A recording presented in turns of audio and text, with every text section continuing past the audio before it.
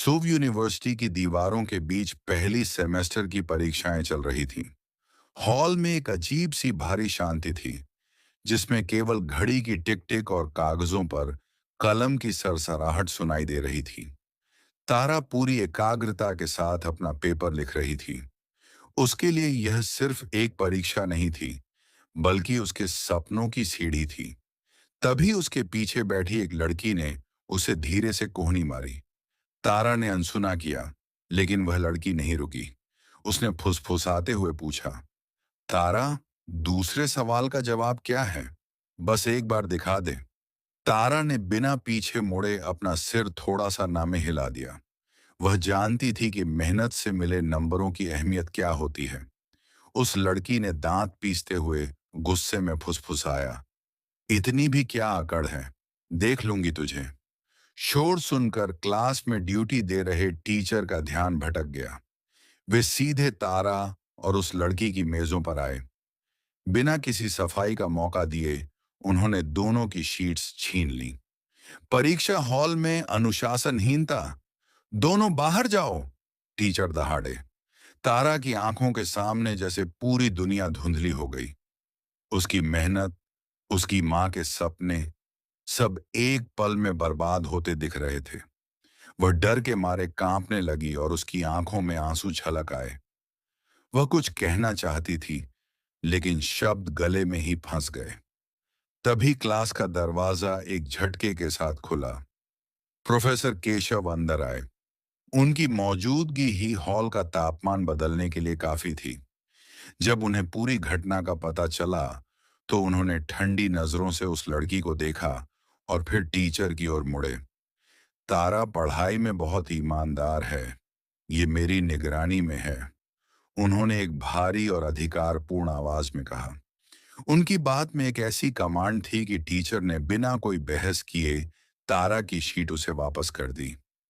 Exam खत्म होने के बाद तारा के पैर उसे खुद ब खुद केशव सर के केबिन की ओर ले गए। अंदर पहुंचते ही उसकी आंखें भर आईं। सर, आपने मुझे बचा लिया। Thank you so much. उसकी आवाज कांप रही थी। केशव ने कुछ नहीं कहा। वे अपनी कुर्सी से उठे और धीरे धीरे उसके करीब आए। उन्होंने अपना हाथ आगे बढ़ाया और तारा के गालों पर गिरते आंसुओं को पोंछा। तारा के लिए यह एक ऐसा एहसास था जो उसने पहले कभी नहीं जाना था। केशव ने उसे अपनी बाहों में खींच लिया। तारा की आंखें फटी की फटी रह गईं। उसका दिल उसके सीने में हलचल मचा रहा था। वह हकलाने लगी, सर सर।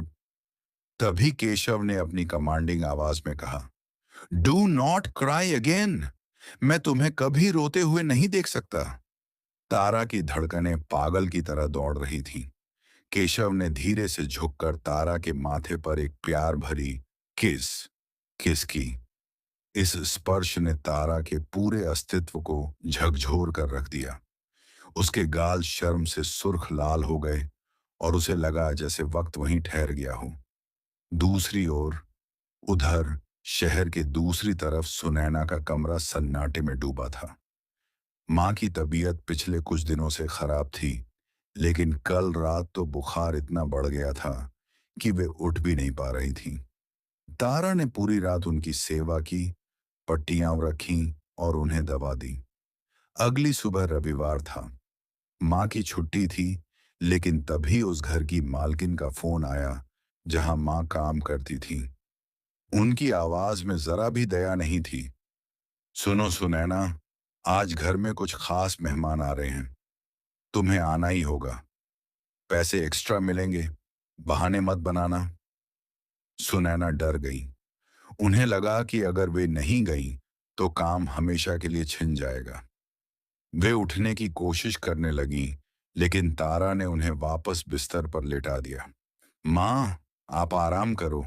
आप अपनी सेहत का ख्याल नहीं रखोगी तो कौन रखेगा? मैं जाऊंगी आज काम पर, तारा ने दृढ़ता से कहा। तारा ने अपनी माँ का एप्रन लिया और उस पते पर पहुंच गई जो माँ ने उसे दिया था। वह रास्ता उसे थोड़ा जाना पहचाना लग रहा था। जब वह उस आलीशान बंगले के सामने खड़ी हुई, तो उसका दिल जोर से धड़कने लगा।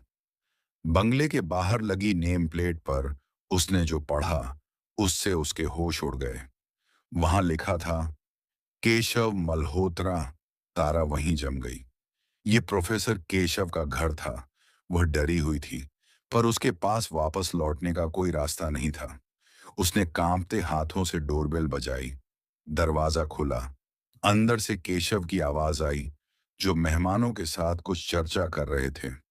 जैसे ही तारा ने अंदर कदम रखा, उसकी नजरें सीधे केशव से जा टकराईं। वे सोफे पर बैठे थे, और जैसे ही उन्होंने तारा को अपने घर की वर्दी, एप्रन में देखा, उनका चेहरा स्तब्ध रह गया। पूरे कमरे में सन्नाटा पसर गया। मेहमानों की बातें बंद हो गईं, और हर किसी की नजरें अब तारा पर थीं। केशव अपनी जगह से धीरे धीरे खड़े हुए। उनकी आंखों में हैरानी और एक अजीब सी बेचैनी थी। तारा का दिल जोर जोर से धड़क रहा था। क्या केशव सर उसे यहाँ काम करते देख बुरा मानेंगे? क्या उन्हें अब पता चलेगा कि तारा कितनी गरीब है? उस पल तारा को महसूस हुआ कि उसकी जिंदगी का सबसे कठिन इम्तिहान तो अब शुरू हुआ है।